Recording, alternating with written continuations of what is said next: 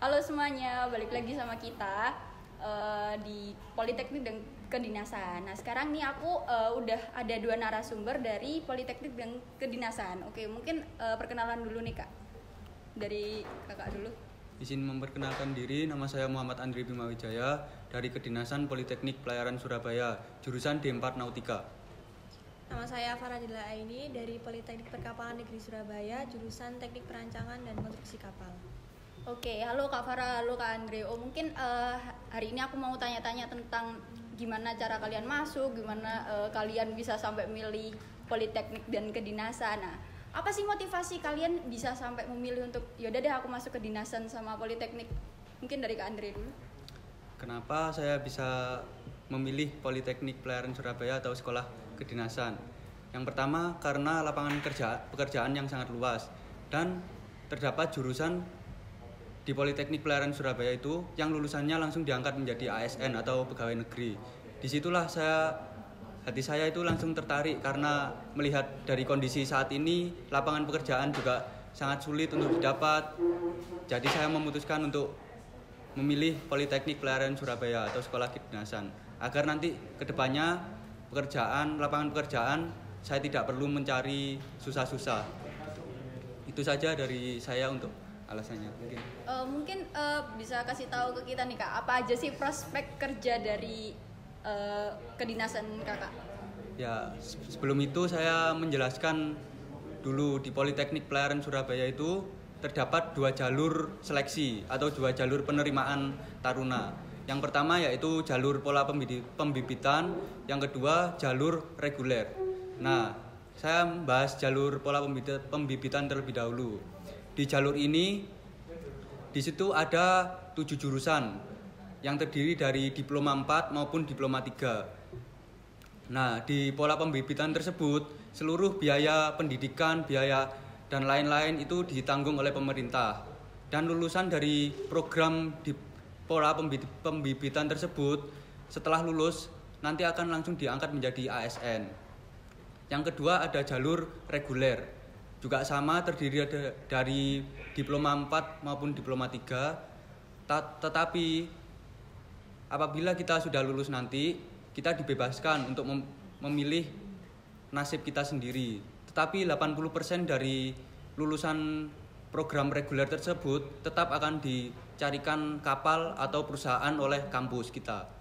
Wah, berarti emang prospek kerjanya ini udah terjamin lah ya Kak, udah dari kedinasannya udah dicariin gitu ya. Yes, Oke, mungkin dari Politeknik gimana nih Kak? Awal aku masuk Politeknik itu karena gak keterima SBMPTN kan, jadi aku coba-coba buat ikut SBMPN. Mungkin daripada ikut mandiri ya, nyoba di Politeknik. Kemudian aku milih di Politeknik Perkapalan karena awal SBMPTN itu aku pengen masuknya itu emang di teknik. Jadi tergantung masing-masing sendiri ya. Untuk lapangan pekerjaan juga di Indonesia kan banyak wilayah kemaritiman. Jadi bisa ada kontribusi lah buat kontribusi buat di kelautan Indonesia. Contohnya bisa di PT PAL atau di galangan kapal kayak gitu. Oke, berarti udah prospek kerjanya udah terjamin lah ya istilahnya sebenarnya ya untuk pelayaran dan juga teknik perkapalan gitu ya Kak. Nah Kak, tadi kan aku sempat bilang SBMPN. Apa sih bedanya SBMPN sama SBMPTN? Apa tetap sama, tata caranya beda atau sama gitu? Kalau SBMPTN kan dia per sesi ya, itu Yeah. kayak per sesi ada waktunya. Yeah, Kalau SBMPN itu soalnya langsung kayak umpama 100 soal itu dikasih 1 jam. Itu ya wes gak ada sesi-sesian lagi. Berarti ya udah itu Ya jadi udah 100 soal itu aja. Oh, oke.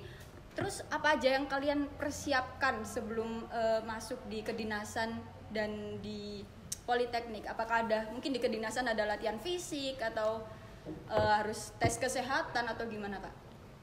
Jadi di kedinasan saya menjelaskan jalur penerimaan jalur seleksinya terlebih dahulu ya. Iya. Di kedinasan itu untuk seleksi masuk ada 5 tahap tes. Yang pertama kita tes SKD atau tes ibaratnya tes tulis. Yang kedua ada tes samapta atau tes fisik. Yang ketiga ada tes kesehatan. Lalu ada tes TPA. Yang terakhir ada tes wawancara. Nah, di setiap seleksi tersebut, kalau di kedinasan biasanya itu sistemnya gugur. Apabila kalian di tes pertama sudah tidak memenuhi syarat, Anda dinyatakan gugur. Jadi ya emang harus disiapkan dari jauh-jauh hari. Untuk persiapannya sendiri, yang jelas kedinasan pasti membutuhkan persiapan fisik. Untuk dari saya sendiri, dulu saya persiapan fisik itu nggak terlalu lama sih, cuma dari awal kelas 12 saya sudah mulai mempersiapkan fisik saya untuk tes-tes tersebut. Soalnya di tes samapta atau tes fisik itu ada berapa ya? Pertama itu ada tes lari 12 menit. Lalu tes push up 1 menit, tes sit up 1 menit, lalu sama shuttle run secepat mungkin. Nah, selama saya awal kelas 12, saya sudah mempersiapkan keempat tes tersebut untuk fisik saya. Setiap hari harus dilatih dan jangan sampai kendor. Buat fisik Anda semakin kuat. Pasti nanti kalau tes rasanya kalian itu seperti olahraga biasa di rumah, soalnya udah terbiasa. Jadi harus membiasakan diri gitu ya. Tapi selain itu juga kalian harus memperhatikan tes TPA sama tes SKD tersebut sebelum itu. Jadi kalian tuh nggak melulu harus nggak berfokus pada tes fisik saja. Soalnya selain tes fisik itu juga ada tes tulis, yaitu SKD sama TPA. Jadi ya harus pinter-pinter manajemen waktu untuk belajar tes-tesnya itu. Juga ada tes wawancara. Kalian juga harus bisa public speaking yang bagus agar waktu di wawancara itu nggak belepotan, gitu aja. Nah, untuk tes kesehatannya apakah nggak boleh rabun jauh, apakah gimana tuh Kak? Untuk tes kesehatan biasanya semua dari tubuh kita akan dicek, dari mulai mata hingga telapak kaki. Dari mata sendiri, kalau peraturannya di Politeknik Pelayaran Surabaya ada batasan untuk mata minus, yaitu 0,5. Nanti akan dites oleh dokter-dokter di sana waktu seleksi penerimaan calon taruna itu. Lalu dari jantung, paru-paru, fisik, tinggi badan, berat badan, semuanya dites. Sampai struktur tulang kita, dari tulang dada, tulang kaki, tulang tangan, semua dites. Jadi dari sekarang persiapkan buat paru-paru. Untuk yang mungkin sekarang merokok, mulai di stop mulai sekarang. Masih bisa kalau ingin kalian mau masuk Politeknik Pelayaran Surabaya. Berarti benar-benar harus dijaga fisik dan kesehatannya gitu ya Kak. Fisik dan kesehatan harus dijaga. Ya benar banget sih. Mungkin dari dari Politeknik nih, gimana sih kalian kan tadi bilang katanya ada jalur penerimaannya tuh ada macam-macam ya. Terus tadi juga ada jalur SBMPN. Nah, gimana proses pendaftarannya? Apakah kalian juga langsung daftar ketika pendaftaran SBMPTN dibuka, ataukah setelah kalian SBMPTN baru daftar? Dan apakah ada sesi-sesi atau gelombang pendaftarannya? Mungkin dari Kak Farah dulu. Kalau untuk yang SBMPTN sama SNMPTN itu bisa. Itu masuknya jadi D4. Kalau SBMPN sama SNMPN itu cuma di 3. Oke. Untuk tesnya kalau SBMPN itu cuma teori dasar aja, nggak terlalu fokus ke yang nggak terlalu susah kayak SBMPTN lah intinya. Ada ya tes TPA biasa gitu ya Kak ya. Tes Oke, kalau misal di kedinasan? Kalau di kedinasan untuk tesnya sendiri sangat berbeda ya dari SNMPTN, SBMPTN atau yang lainnya. Jadi di kedinasan itu biasanya mulai buka pendaftaran itu bulan April. Dan mulai tesnya itu biasanya setelah pengumuman SBMPTN. Jadi kalian itu tetap bisa daftar SBMPTN. Apabila kalian amit-amit gagal, kalian tetap bisa ikut seleksi untuk menjadi taruna, khususnya taruna perhubungan. Soalnya biasanya seluruh sekolah kedinasan di Indonesia itu buka pendaftaran dan mulai tesnya itu bareng di Indonesia. Jadi kalau tahun kemarin, tahun saya daftar, mulai tes itu bulan Juni Juli. Setelah itu sekitar 1 bulanan untuk menyelesaikan semua rangkaian tes.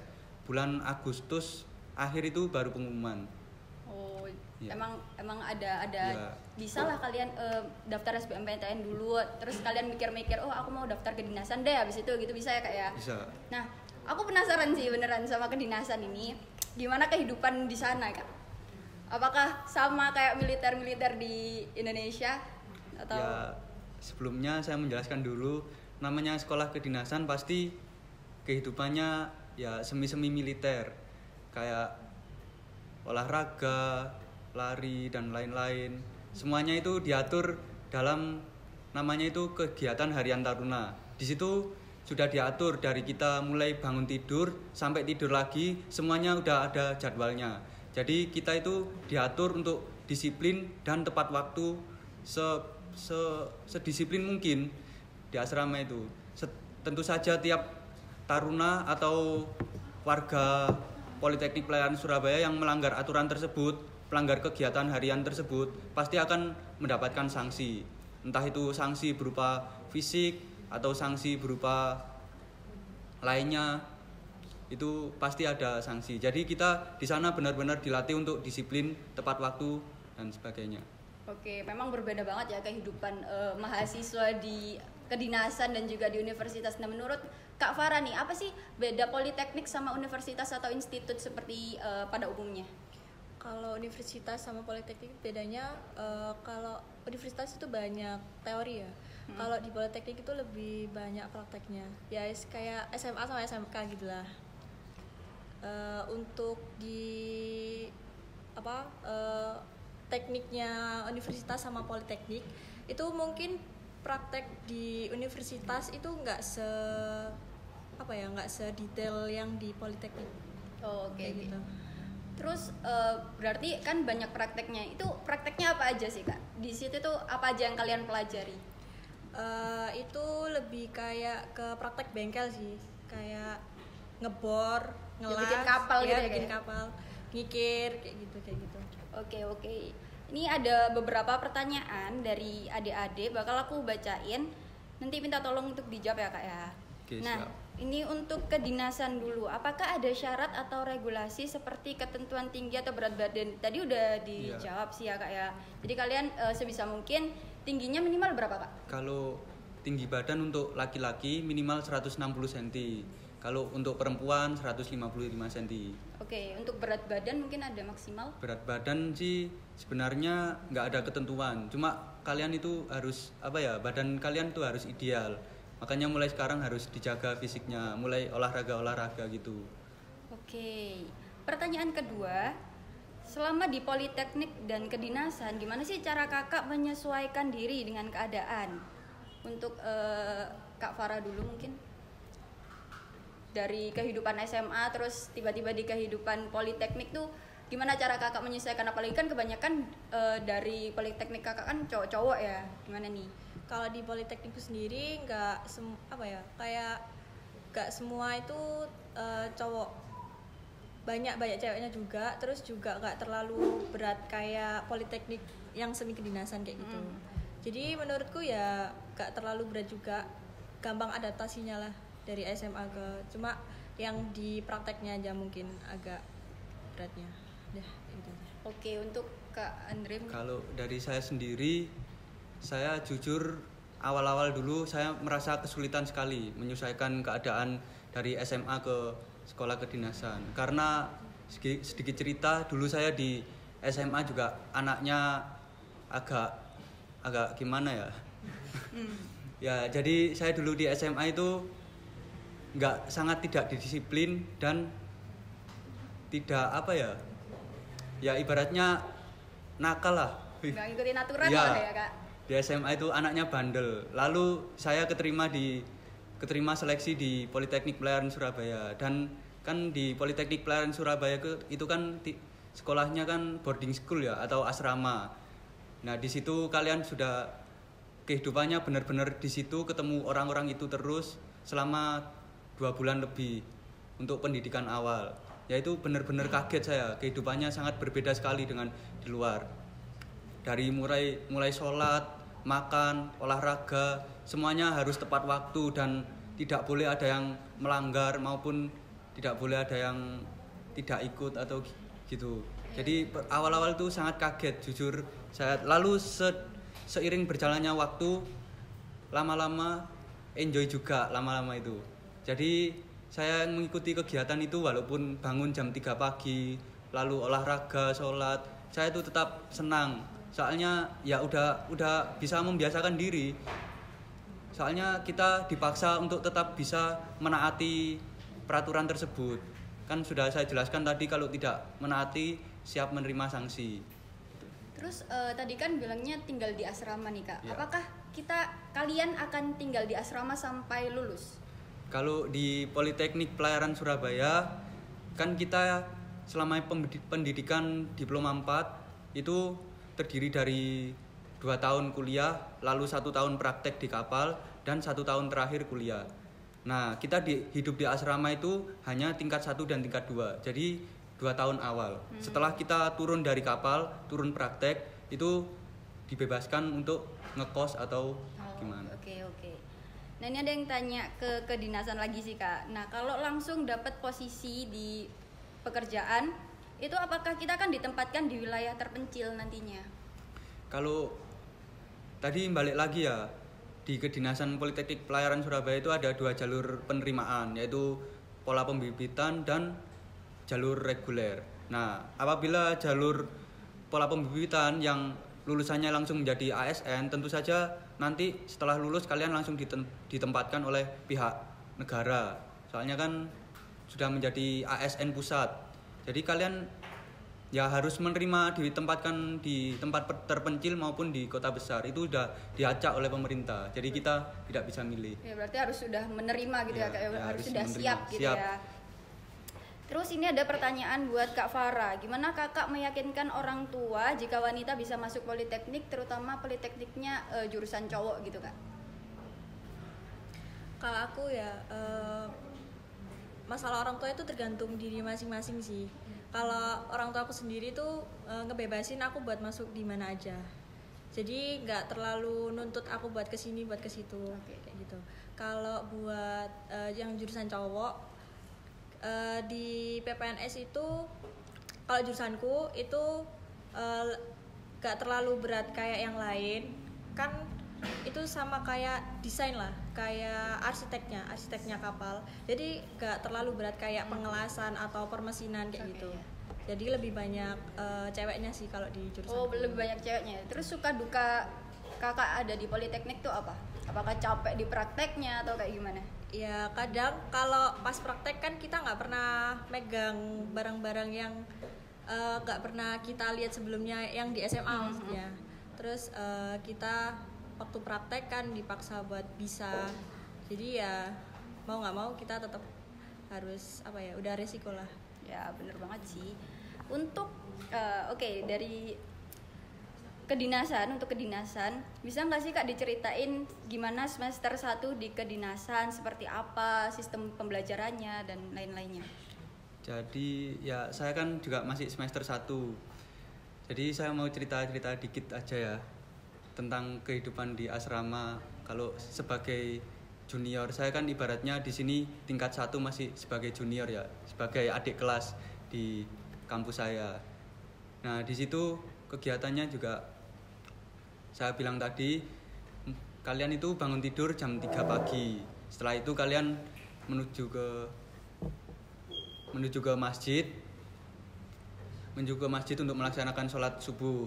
Setelah itu kalian akan melaksanakan olahraga pagi, lari, push up, sit up dan lain-lain. Pokoknya olahraga pagi, rangkaian olahraga pagi. Setelah itu kalian mandi untuk persiapan makan pagi. Nah, sebelum makan pagi, kalau taruna yang masih semester 1, kalian diwajibkan untuk lari lagi. Kalau semester 1 biasanya 5 kali lapangan sepak bola. Lalu setelah lari itu kalian baru makan pagi. Nah, setelah makan pagi kalian biasanya apel pengibaran bendera atau upacara pengibaran bendera. Setelah itu biasanya itu sampai jam 7:30. Setelah itu kalian masuk ke kelas untuk menerima pembelajaran. Nah, seperti politeknik lainnya di sekolah kami atau kampus saya ini, rata-rata pelajaran di kampus saya itu praktek juga. Jadi kalian itu praktek di bengkel, di lab gitu, langsung praktek. Untuk teori jarang sih mendapat teori, hanya pelajaran-pelajaran dasar yang mendapat teori. Biasanya KBM itu dari jam 7:30 sampai jam 3 sore. Setelah itu kalian balik ke kamar untuk ganti, untuk sholat dan lain-lain. Ke masjid dulu sholat, lalu ke kamar untuk ganti baju olahraga. Nah, setelah itu kalian melaksanakan kegiatan olahraga sore. Setelah olahraga sore sampai sekitar jam 5 kalian mandi dan lain-lain, lalu sholat maghrib, lalu makan malam. Lalu biasanya untuk malam itu ada kegiatan apel malam, upacara malam. Setelah itu kalian balik ke barak untuk pengecekan barak kalian, pengecekan kamar kalian, kebersihan dan lain-lain. Sekitaran jam 11 biasanya sudah selesai kegiatan. Lalu jam 11 hingga jam 3 itu kalian bisa tidur. Oh, padat juga ya kayak ini jadwalnya, emang dari subuh ke malam tuh udah disediain jadwal-jadwal yang emang padat banget. Oke, terima kasih Kak untuk sharing tentang politeknik dan kedinasan.